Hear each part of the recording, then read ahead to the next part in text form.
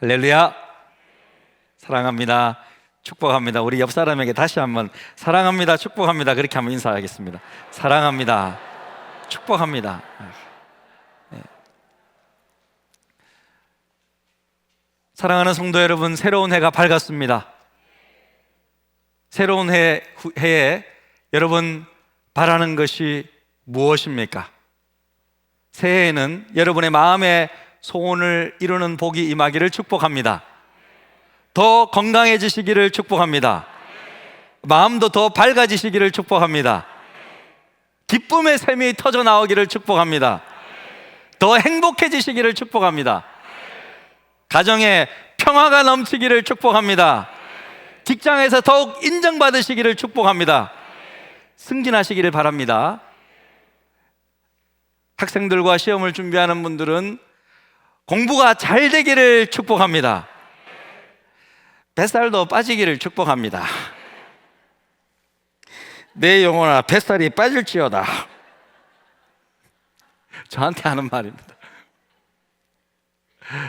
새해에는 믿음과 소망과 사랑이 가득한 한 해가 되기를 마음 다해 축복합니다. 우리 하나님은요, 소망의 하나님이십니다. 우리 마음에 소망을 두시고 소원을 두시고 이루시는 분이십니다. 그 소원을 인도해 주십니다. 좋은 부모는요, 건강하고 좋은 부모는 자녀에게 이거 해, 저거 해 강요하지 않습니다.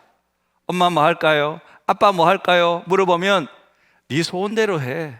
네가 하고 싶은 일 찾아서 하렴. 그렇게 말해줍니다. 우리 하나님은요, 참 좋으신 부모입니다. 그래서 우리 마음에 소원을 두시고 소원을 따라 행하시는 분이십니다. 새해에 소망을 품고 하나님께 기도하면 성령의 능력으로 응답해 주실 것입니다. 로마서 15장 13절은 이렇게 말씀하고 있는데요, 얼마나 소망과 기쁨이 넘치는지 모릅니다. 함께 읽습니다. 소망의 하나님이 모든 기쁨과 평강을 믿음 안에서 너희에게 충만하게 하사 성령의 능력으로 소망이 넘치게 하시기를 원하노라.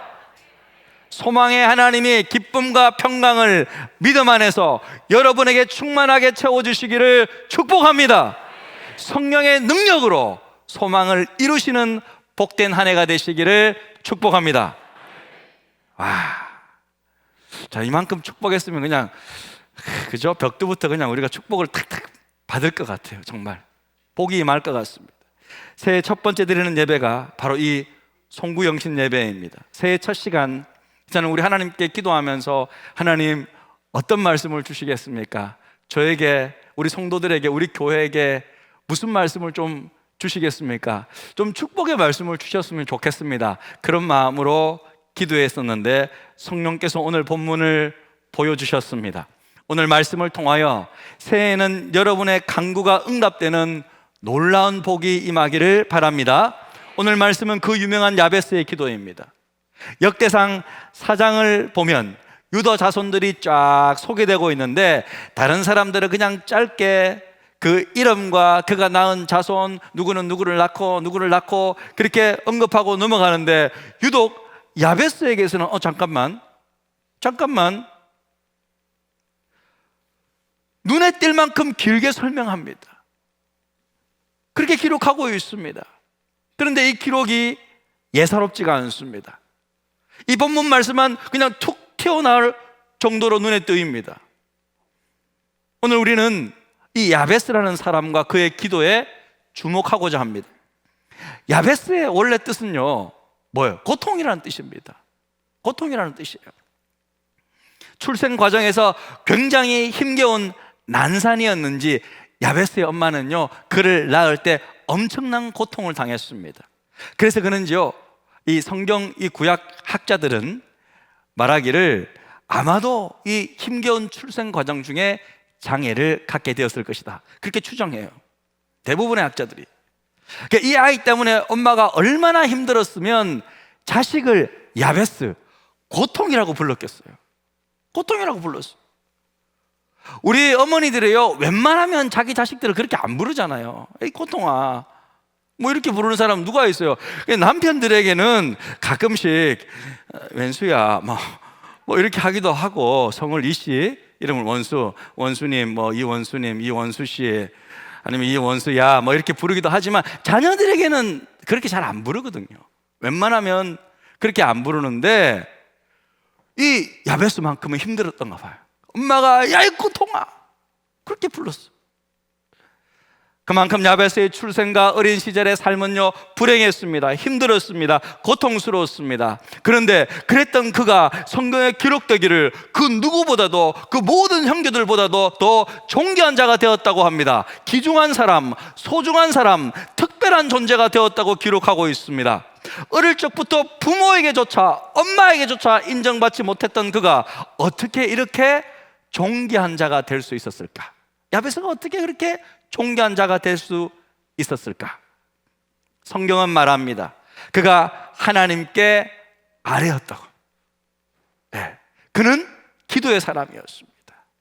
그는 기도의 사람이었습니다. 10절, 야베스가 이스라엘 하나님께 아뢰어 가로되 원컨대 주께서 내게 복의 복을 더하여 주사. 그는 하나님께 복을 구하였습니다. 복의 복을 달라고 하나님 앞에 간구하였습니다. 아뢰었습니다. 그는 인생의 문제를 어떻게 해결해야 될 것인지 깨달은 거예요. 그게 깨달음이 뭐죠? 자기가 할 수 있는 것이 기도 있구나. 기도가 있구나. 기도를 붙잡은 거예요. 다른 건 모르겠고 엄마까지도 포기한 이 마당에 기도밖에 없다. 기도하기 시작했어요. 그것도 하늘의 복을 구하는 기도. 어떻게 여러분 참 우리가 복하지만 사실 이것도 조금 뭔가 그죠? 뭐 이렇게 조금 에너지가 있어야 그렇게 복을 구하는 기도할 수 있지. 이렇게 엄마로부터 고통이라는 소리까지 듣는 이거 어떻게? 그러니까 여러분 이런 야베스는 깨달은 거예요. 자신의 인생의 문제를 어떻게 하면 해결할 수 있는지 깨달았던 것입니다. 그래서 그는 구체적으로 하나님께 기도하기 시작합니다. 사랑하는 성도 여러분, 저와 여러분도 하나님께 새해 복의 복을 구하며 구체적으로 간구하며 나아갈 때 야베스와 같은 존귀한 자가 될 줄로 믿습니다.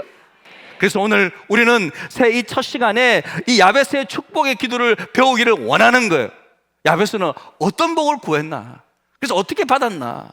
여러분은 새해에 어떤 복을 구하기를 원하십니까? 오늘 한번 살펴보기를 원하는데, 야베스는 먼저 지경이 넓어지는 복을 얻게 되었어요. 지경이 넓어지는 복을 누렸던 거예요. 야베스의 첫 번째 기도가 바로 그거였습니다. 나의 지경을 넓혀달라. 예? 원컨대 주께서 내게 복의 복을 다하사 나의 지경을 넓혀달라고. 나의 영역, 나의 테리토리, 나의 지경을 넓혀달라고. 그는 자신의 삶의 영역이 넓어지기를 구했습니다. 쉽게 말해서 더 크게, 더 넓게 쓰임받기를 기도했던 거예요. 얼핏 보면 좀 이 세속적인 어떤 소망으로 비춰질 수 있지만 야베스가 구한 것은요 자기 자랑이나 자기 명예가 아니었어요. 주님의 백성으로서 더 영향력 있는 삶을 살고 싶은 소망이었습니다. 성경을 보면요 하나님의 사람들이 이 세상에서도 놀랍게 인정받고 쓰임받는 경우가 많잖아요, 여러분. 그죠? 요셉도 마찬가지고 이집트의 2인자가 되어서 그 나라를 구했잖아요. 다니엘은 포로로 끌려갔습니다. 예? 바벨론 포로로 끌려갔잖아요. 황제가요 3번이나 바뀌었습니다. 그러면서도 3번씩이나 총리 역할을 멋지게 감당했어요. 저와 여러분도 우리 각자의 모양은 다르고 위치와 역할은 달라도 각자의 자리에서 더욱 인정받고 선한 영향력을 끼치는 사람이 될 수는 있단 말입니다. 가정에서 작년보다는 올해 더욱더 인정과 존경을 받고, 직장에서도 더 크게 쓰임받고, 사회에서도 좋은 믿음의 영향력을 미칠 수가 있습니다. 우리 교회에 이 선교 사업 동력자, 우리 이제 내년에 새해부터 이제 새롭게 이렇게 추가된 분도 있고 이제 뒤에 나와 있는데, 우리 선교 동력 사업장 중에 하나는요 작년에 그 코로나 이 위기 가운데서 매출이 무려 50%나 더 는 사업장이 하나 있어요. 2020년도, 그러니까 이제 재작년이 됐죠. 재작년 2020년도에는 1,000억의 매출이었는데 작년에는 1,500억이 되었어요. 1,500억을 돌파했어요. 한마디로 기적이죠. 그 회사의 젊은 믿음의 사장과 이제 교제하면서 그분이 이런 말을 했습니다. 목사님, 이것은 정말 전적인 하나님의 은혜 때문입니다. 하나님이 도와주시지 않으면 결코 이렇게 되지 않을 것입니다. 근데 그 나오는 말이 정말 진심으로 느껴져요. 목사님, 사업을 하면 할수록 기도밖에 없다는 생각이 듭니다. 막 자신감이 넘쳐서 기도밖에 없습니다 이게 아니고, 목사님, 사업을 하면 할수록 기도밖에 없다는 생각이 듭니다. 이런 목사님, 정말 좀 기도해 주시겠습니까? 이렇게 간절히 부탁하는데, 와, 그 진심 어린 부탁을 어떻게 듣고 가만히 있을 수 있겠어요? 그래서 기도했습니다. 그랬더니 하나님께서 그 지경을 넓혀 주셨다고 저는 믿습니다. 그 기도가 하나님께서 응답해 주셨다고 저는 믿습니다. 저는 우리 성도님들의 사업장, 또 직장, 여러분 하시는 모든 귀한 일들이 올해는 더욱더 그 지경이 넓혀지는 축복이 있기를 바랍니다. 필요하면요, 기도 요청하십시오. 기도 요청하십시오.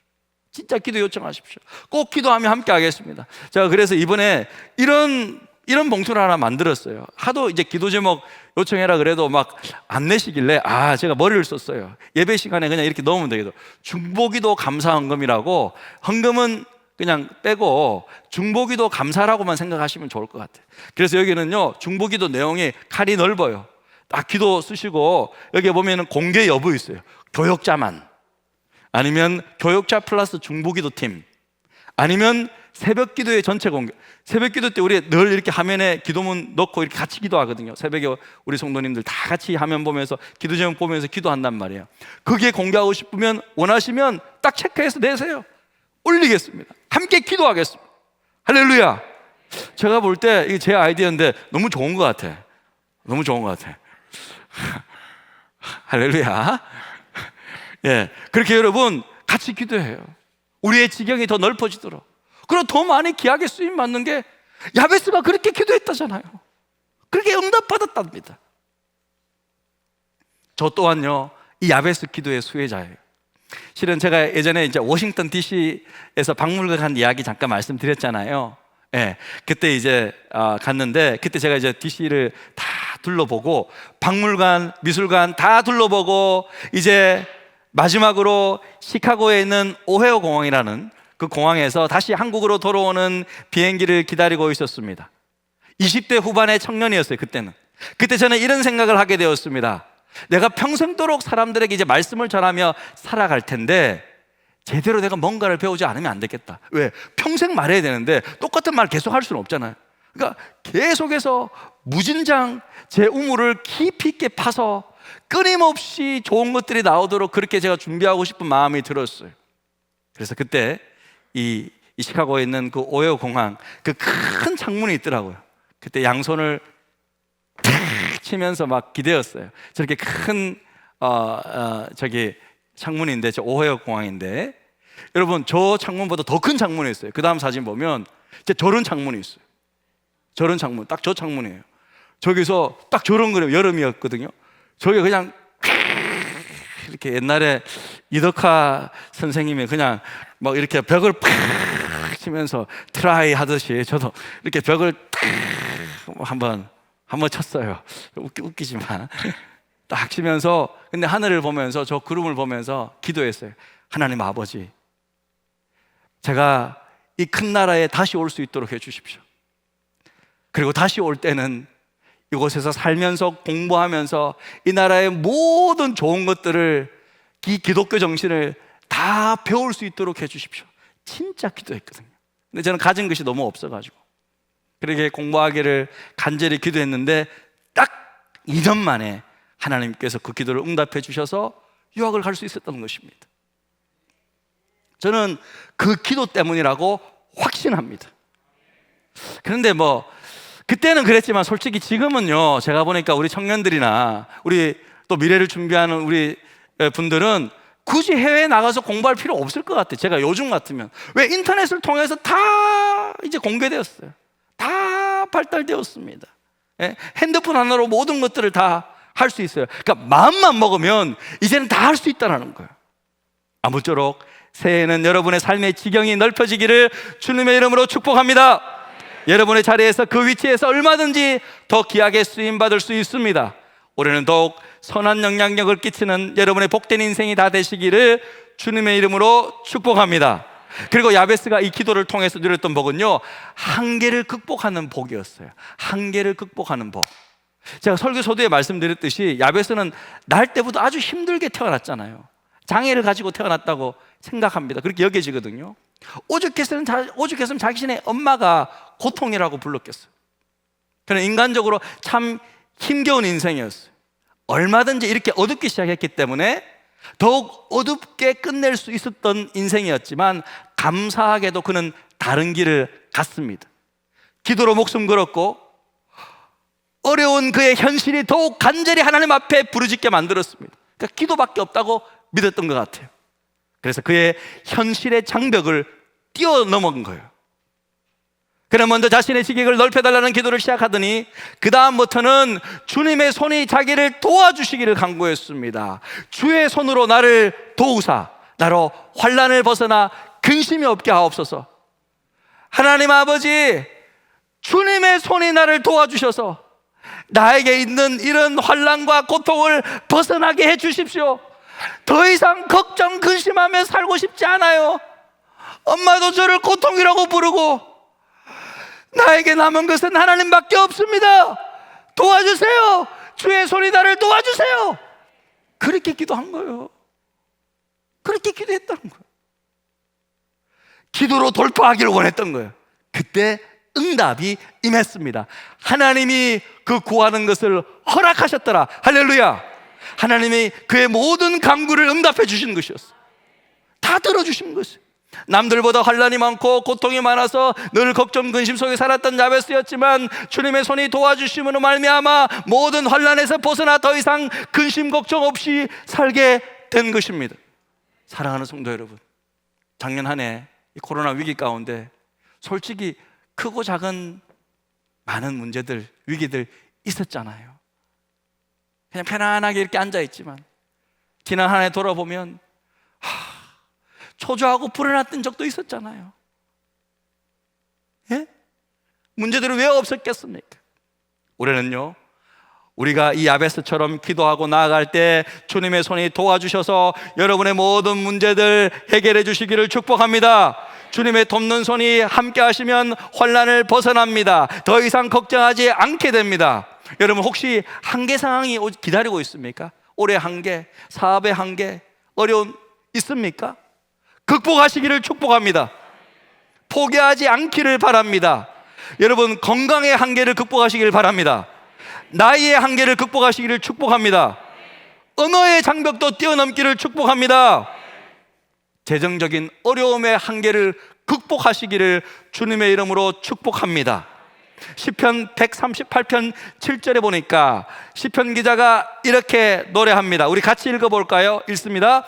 내가 환난 중에 다닐지라도 주께서 나를 살아나게 하시고 주의 손을 펴사 내 원수들의 분노를 막으시며 주의 오른손이 나를 구원하시리로다. 할렐루야.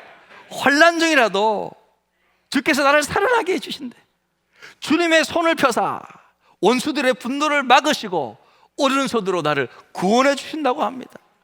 주님의 도움의 손이 여러분의 모든 원수로부터 막아주시고 그 의로운 손이 여러분 정말 도와주셔서 건져내 주시기를, 한계를 극복하고 뛰어넘게 하시기를, 장애가 있으면 주님의 손이 벌쩍 우리를 들어 올려서 뛰어넘게 하시기를 주님의 이름으로 축복합니다. 결국 야베스는 모든 형제들보다 귀중한 존재가 되었습니다. 그래서 마지막으로 야베스가 기도하며 누렸던 복은 존귀하게 되는 복이었습니다. 새해에는 여러분도 이런 귀중한 자가 되기를 축복합니다. 이런 복을 누리시기를 바랍니다. 여기서 야베스가요, 존귀하게 되었다는 것은 신분이 높아졌다는 말이 아니에요. 한 자리 차지했다는 그런 말이 아닙니다. 이것은요, 그의 삶을 기억하는 사람들의 평가가 그랬다는 거예요. 성경에 이렇게 기록됐다는 것은요, 하나님의 평가가 그랬다는 거예요. 그를 향한 평가가 존귀한 자다. 저와 여러분의 삶도 이렇게 되었으면 좋겠습니다. 새해에는 하나님과 사람 앞에서 존귀하게 기억되는 아름다운 삶이 되시기를 소망해 봅니다. 누군가 나를 평가할 때, 누군가 나를 평가할 때 그분요, 그분 참 귀한 분이죠. 그분요, 믿음의 사람입니다. 겸손한 분이시죠. 그분요, 훌륭한 사람입니다. 그분요, 그 장로님요, 하나님과 교회를 위해 헌신하신 분이십니다. 과거뿐만 아니라 지금도 똑같이 그렇게 헌신하고 있는 분이십니다. 멋진 분이십니다. 그분요, 좋은 사람입니다. 그분요, 정말 아름다운 사람입니다. 이렇게 사람들에게 평가될 수 있었으면 얼마나 좋겠습니까? 그런 평가가 있기를 축복합니다. 그런데 그분요, 자기밖에 모르는 사람입니다. 그분요, 자기중심적인 사람이지요. 그분요, 이기적인 사람인데 조금 부정적이에요. 그분요, 그분 한 입으로 두 말하는 사람입니다. 그 사람요, 자기 잘난 맛에 살아요. 안 짙게 세워주면 아무것도 안 해요. 인정해줘야 하지. 그 사람 같이 있기 힘든 사람입니다.